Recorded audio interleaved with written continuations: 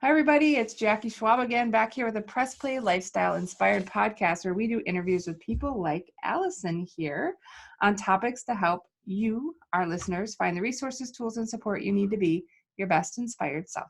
So, how are you today, Allison? I'm fabulous. Thank you so much for having me. I'm super excited to be here. You're welcome. Thanks for coming. It's always busy days for all of us who are working, and then trying to kind of add in podcasts is certainly appreciated that you took the time. So could you just take a little bit of time to introduce yourself to the audience and let us know a little bit about you and what you do? Sure. So I'm Allison Jackson. I am a married mom of two teenagers. I'm from New Jersey, and I have a little business called Allison Jackson Fitness. That kind of found me. I'm actually a full-time working employee, so Allison Jackson Fitness is my side hustle. But I recently, I shouldn't say recently, about 10 years ago, started competing in figure competitions, which is, say, bodybuilding meets beauty pageant. And I thought it would be a bucket list, a one and done. So I did it and I fell in love, and I compete every year. So every year I lose 15 to 20 pounds. And people started asking me, like, what are you doing? Like, what workouts? What are you eating? So I always say my business sort of found me because suddenly I'm coaching people and helping them to lose weight. So, and realize, I've always been passionate about fitness, and now it's like, oh my gosh, I feel like this light bulb went off. Like, holy crap! Like, why was I not doing this all along? But they say everything happens for a reason, and where you're at is where you're meant to be. So I feel like I'm just in a really good place right now. Oh, that sounds super fun. So your passion sort of found you, Mhm. and then you were able to side hustle out of it. So that sounds really exciting. So I felt like kind of ignorant, which is usually rare for me because I have like a lot of random like knowledge, but I had never heard of a figure competition before. I've heard of bodybuilding, I've heard of like beauty pageants, but what would that look like? How is that different maybe from our stereotypical view of the other ones? Yeah, yeah. So, because people always ask me, like, how did you get into that? What's that about? So when I was in high school, I actually used to read my dad's muscle fitness magazines back when that was like all the rage, like, Mr. Olympia and Arnold, and I would play around with his weights, and it always fascinated me that people could really transform their bodies through diet and exercise. So that was always in the back of my head, like, I want to do that someday. And then it's funny, the bodybuilding started to evolve because, of course, it has a negative connotation, that these women that look like men. You And don't look like a man, just in oh, case thank you. I anyone was appreciate wondering. that. So now they've come out with actually different grades. So there's bikini, which is the least muscular and softest. They have figure, which is middle of the road. You're lean, but you're not bodybuilder lean. So bodybuilding is actually a separate category now. So that is like as lean as you could get. It's the typical double bicep pose, no high heels. Whereas the one I do, figure, is a little bit, you have to have your hair and makeup done. It's about presentation. You have to have your posing down, and there's no double bicep. Like, it's very like you shouldn't look like you're flexing. So that's what I kind of sort of gravitated to. And you really need to go based on your body type as well. So I carry muscle, but I don't carry enough muscle to really compete in bodybuilding. But maybe after another 10 years, I might have enough muscle to go that route. So that's how it's kind of divided up. Okay. Yeah, that's interesting. So it's sort of like, um, I guess anything I'm going to say is going to be very stereotyping, but like, like a regular person could be perfect, like fit if they worked hard versus Yeah. not everyone can, well, maybe everyone can, but I don't think everyone could get like, I'm going to pump you up like Arnold size. Right, right. Like, you need to have a really decent amount of muscle, and it is a lot of genetics. I mean, it's funny because I give a talk about, getting lean, eating foods you love, and I show a picture and I talk about myths, myth busting, and I show this guy who's like jacked, and I said, people typically think if I lift weights, I'm going to look like that. Well, not unless you take steroids. Like, it's so hard to gain muscle. So genetically, yeah, if you're very muscular, then yeah, bodybuilding is definitely a good sport for you. Oh, that's super cool. I think I love that you said that there is some genetics to it because I think people throw the word genetics around a little bit haphazardly, like, oh, the reason I'm fat is because I have bad genetics, or the reason I'm this is genetics. But at some point, some things do have a genetic component, right? I'm Hmm. not going to be shaped like Arnold Schwarzenegger. I Right, don't have the male parts, first of all, and then all the other things. So, right. is do you find people using that in, because I know you are coaching people now in fitness and health and diet. Do you think people are using that as like a coping mechanism or an excuse at all, or do you not see it as much? I do. It's funny. I see a lot of genetics used as an excuse, and a lot for like this age range around hormones. And Ah, my thing is, if a doctor says you have hormonal issues, then yeah, it's not an excuse. But a lot of people are like, "Oh, I'm menopausal. I'm perimenopausal." I'm like, is your diet where it needs to be? And diet's 90% of it. So the people that are like, "Well, I just can't get those workouts in." Well, if you rein your diet in, you could still make really good progress. yeah, I could see that because I actually move a lot, so I walk. I mean, I'm not like jogging or running anywhere, but um, it's not moving the needle. But I eat like crap, so yeah, Yeah. it's like kind of. And now my husband, though, on the other hand, has dropped like 100 pounds and literally, but he watches everything that goes in his body. Like he doesn't always work out, but he always knows exactly how many things he put in him. And I was like, like it does take both, I think.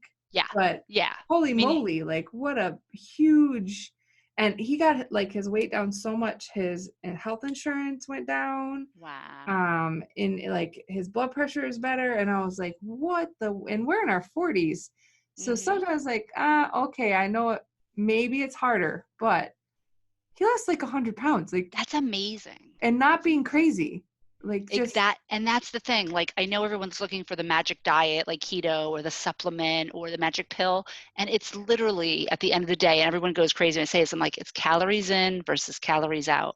If you take in more than you burn, whether it's through exercise or not, you're yeah, going to gain weight. yeah, yeah, I think that's interesting, and I think it's good to hear though, it doesn't have to be that complicated, and actually I would have to say I think restriction diets are a little, they're scary and they don't do great things for your body, because my husband went on keto for a while, it didn't work, like he didn't lose all this weight on keto. I, however, gained like 40 pounds when he was on keto, Oh. doing nothing different but eating the food he's making, because he's the cook in the house, Mhm. but I wasn't doing the ketosis or whatever for all those other meals, right? Right, So right. he's like kind of dropping weight. I'm gaining it all back. And nothing changed other than what we were eating. I was still moving. I was still going to yoga. I was still going to the gym. Right. And I'm gaining weight. And I'm like, what is going on? Like, how am I working out more than I had in a long time and gaining weight? And then Right. people, oh, it's muscle. I'm like, no, pretty sure that's like, those are like saddlebags, dude. I can tell the difference. But I think it's important that where it is actually simple. It's just not easy. Yeah, it's not. I mean, you need to make a concerted effort. And I always say to people, what gets measured gets managed. So whether you're tracking your weight, tracking your food, tracking your sleep, your water, your workouts, if you focus on it and track it and measure, then that's when you're going to really see results. Yeah. Well, and obviously figure competition is more difficult than calorie in, calorie out. But Yeah, in but it's the general, same. But it's the same premise. Like just as a matter as you get closer to the stage, your calories are going down, down, down. yeah. And you're starving and all you want is a cheeseburger. No, Mhm. maybe that's just Yeah. me. I might be projecting. No, I'm kidding. So do you is your business coaching other figure competitors, or do you coach like regular people? That's a great question. So my ideal client, like the people I help, are busy working moms that may have been in shape in the past, but just don't have the time or wherewithal to figure out the best plan of attack. So I typically like to help people that have 20 to 50 pounds to lose, don't know where to start, get them eating right, give them a strategy and a plan. And what I use is I track macros, which is your protein, carbs, and fat. Again, you still watch your calories, but it's a sustainable eating plan that there's nothing's off limits. You're not starving yourself. You're gradually reducing your calories. And so yeah, so I don't personally, that's not my sweet spot is training competitors. I actually have my own coach that I use for my competitions. So that is definitely a very specific type of coaching and I just like beyond me. I could barely get myself ready. So I'm like, I can't help anybody get Isn't stage that ready. funny? Yeah, I have a friend of mine who's a coach, and she was a a bodybuilding woman person, but she does not. She's like, no, I do not coach people for competition. She's like, I want to help regular people. she's like, my Yeah. coach busts my balls. I am not that guy. And I was like, Hmm. okay. So it was really an interesting, like, I was like, oh yeah, okay, I can see that. If you're doing it all the time, you don't want to Yeah, maybe always it's be. very different. It's very different. So you said you're a mom of two, right? So are your Yes. kids like healthy, fitnessy Yeah. kiddos? So while I'm always trying to lose weight, I have three people that I live with that can't gain weight and eat whatever they want. I mean, they're healthy, and it's funny because my kids, I'm obsessed with my Fitness Pal. That's how I track everything. And so I always try to like teach them, and they're like, "Why are you so obsessed with this? What do you do with it?" So I had them scan their Doritos and showed them because they're like, "What are you tracking?" So I explained to them, and my daughter was like, "Oh my God, there's so much fat in these Doritos." So it's She helpful was for like them. shocked. Yeah, I know. She was shocked. She was like, "What?" Um, so yeah, they do that. All of our meals, it's like protein, carb, and fat. You need to have everything. I try to get them to try new things. So for the most part, yeah, a lot of times, and it's funny because I have like my diet food, like my rice cakes and the things that are macro friendly, and I'm like, stop eating my food, but they do. They like everything that I'm usually eating. Well, that's good. Yeah. Yeah. My husband's a my fitness pal guy. Mm. He's like obsessed actually. I started out with like a Fitbit tracker like a million years ago. So I'm like, I'm not logging in two places. Ah, And Fitbit does not log as well as my fitness pal at all. Like yeah, they're because I use Fitbit as well, and I have them tied together. So oh, so okay. I have a Fitbit scale that is tied to my Fitbit, so which is tied to my Fitness Pal. So my Fitness Pal see when I lose weight, Oh, which is that's good. interesting. Yeah. So Yeah. I have the fit scale too, like the Mm. Ari or whatever I think. Yeah, yeah. And then I don't know which one I have now. I like them, so I always buy the new one. I do too. I still have the Charge HR, Charge Okay, 2 yeah, I HR, have the but I do think I need Blaze. a new band. Mine's Mine's like the falling. Blaze, yeah, because I don't. Oh. Mine's the bigger one. Oh, I like that. Yeah, I do. I actually do because it has there's in the exercise piece there actually is some like little mini workouts. So like if you're just trying to Oh. stretch or just do like a little yoga because you've been sitting on your bum too long, you can just Yeah. it gives you a little walkthrough and it's simple enough and it's a big enough and small enough face, which sounds weird, but Oh, I like that. I like yeah. that. I just recently, so I upgraded Fitbit just to see what it was like to have the premium version because I had never had it, and I'm a huge Fitbit fan. Um, I they give wasn't you that a impressed. I wasn't either. I did the trial and that was it. But did you get the report that like tracks everything for like whatever, a couple months or a year? Because I'm trying to hack my sleep because I'm having sleep issues.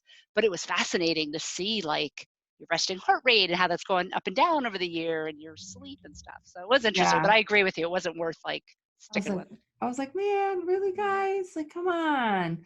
I'm narcoleptic, and I'm no longer medicated. So I've That's definitely great. totally see that the sleep is crazy. For me, it's I have to be insanely routine. Like if I even miss my window of sleep for going to bed by even 20 minutes, I'm completely whacked out. So Wow. maybe if you're really struggling, Hmm. like only do the sleeping at that time. Well, what's funny is I don't have a problem like going to bed and falling asleep. It's staying asleep. So I Oh, wake so you're up waking at up. like 3:45 and then I'm like wide awake. Oh, do you ever just get up? I do. I usually I go to the gym at like 4:15. So Oh, 3:45 so I'm you're like, pretty I close might as well just get anyway. up. You might as well get up. Yeah. Yeah, that's probably fair. Maybe you Yeah. don't need as much sleep anymore though, right? I I mean, think I agree. I think the highest quality sleep I get is 6.5 hours. That's like my magic spot. yeah. So it's and obviously you're still doing fine and Yeah. you're not having if you're not having trouble with your stuff, Yeah. It's interesting. Yeah. So that's an odd sideways discussion. I know, right? So thank you for letting me dive into that with you. Absolutely. I So love it. I thought I was actually I stalk my people that I talk to online. Not really, just in case anyone's listening that way. But I was looking at your podcast or at your website, and I really like you have some interesting offerings, like Mhm. the 7-day or the 7-meal prep ninja mini course. Mhm. So how did something like that come about? That sounds like super fun. So it's funny. One of the things I teach my clients is around, you track your food, but you either fail to plan or you plan to fail. So you really need to have a game plan, and it's all about meal prep and meal planning. So I felt like I was giving out so much information. It was like, I just need to create a course out of this. So it's really about the strategy around how to have a really solid meal plan. and then to meal prep around that without like, taking all day Sunday to plan your meals. So, and it really helps you to stay on track, to eat right, to eat healthy. You save money because you're buying exactly what you need to cook. So yeah, so I love that course. Now I'm like, I wonder if I should add, more recipes and more, because everyone's always looking for those easy recipes you can just throw in the oven Yeah, when you get like home. yeah, like what can you eat easily that's still like not gonna throw you into a tailspin because ooh, there was some part of a Cheeto near there. I saw one. I don't know how that I bag of might have a Cheetos got in Cheeto. there. I have a Cheeto addiction. I can't lie. I love Cheetos. They're so bad for you, but oh, they're so Tastes good. so good, right? They are. They're terribly good. But you know what? What I have seen some people do that I've thought was really cool. Actually, even Pampered Chef, some of the Pampered Chef consultants, they'll do like a meal prep sort of show or whatever you call those. But Yeah. they'll cook like their proteins all at once and save them so they can literally like you can grab your bag of veggies that you made that you prepped. They Hmm. grab their meat out, grab whatever like starch if they're gonna have like a rice or not. And I was shocked because I was like, oh my gosh, this took so much time. But it took like that hour. Right. And then the rest of the week, I'm eating yummy food, which is the whole point, right? I have little Yeah. kids though. We still have lots of chicken nuggets. Oh, yeah. Mine are I'm back and over forth with that. I'm that. just saying. Yeah. I'm over the I nuggets. feel you. Then like so another one that I thought was kind of cool, which they're all great, right? But Fit to Lead was that Hmm. it's like kind of your 8-week coaching group community, right? Could you tell us a Yes. little about it? Yeah. So I created, when I initially started, it was all kind of one-to-one coaching, but eventually I moved into group coaching, which is so much more fun because you have a community of people that are on the journey with you, right?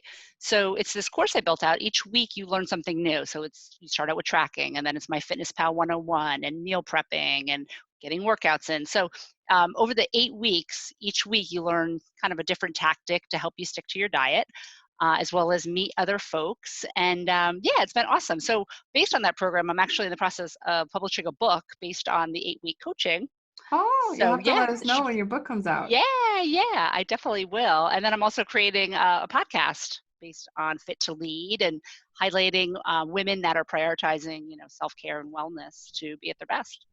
That is super exciting. And all of this as a side hustle. I know. I get tired just talking about it. I was like, what am I doing this? I'm like, what are you doing? When do you sleep? Oh, that's right. You get up at That's right. 3:40. You don't sleep. That's what's going on. That's what I'm doing at 3:45. You're so funny. You're funny. But I think that even that says something. I think a lot of people will go, well, like, I don't have time to work out. And then I'm not judging because clearly, well, it's not clear because you can't see all of me, but I'm not a fitness figure competitor. Okay. I'm just not. But I'm like, well, what time do you get up? And if it's like, well, I fight with my kids, da da da, I get up at 7:30. I'm like, Mhm.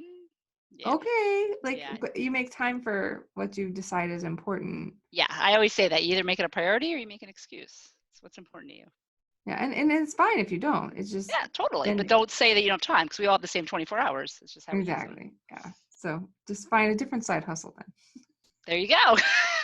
Yeah. Exactly. This is super fun. So is all of your stuff online then since you're in All New of my Jersey? stuff is online. I'm at AllisonJacksonFitness.com. There's lots of free resources. Everyone can help themselves too. There's recipes, meal plans, workouts, all kinds of goodies there. So yeah, definitely check it out. I'm on Instagram, Facebook. So I'd love to connect with folks. You're in all of the places. All of them. Everywhere. Everywhere you want to be. Everybody want to be online. That's awesome.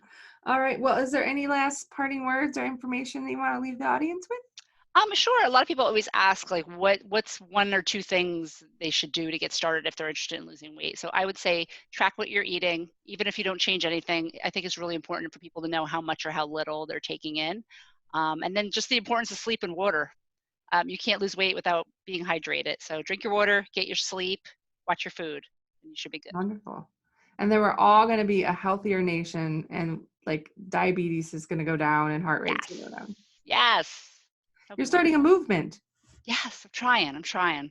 You're doing it. You're doing a great job. Well, thanks so much, Allison. I appreciate you coming and meeting with us in your busy, crazy life and your side hustle time, but we appreciate it. And maybe we'll see you when the book comes out. Thank you so much for having me. I appreciate it. Welcome. Bye. Bye.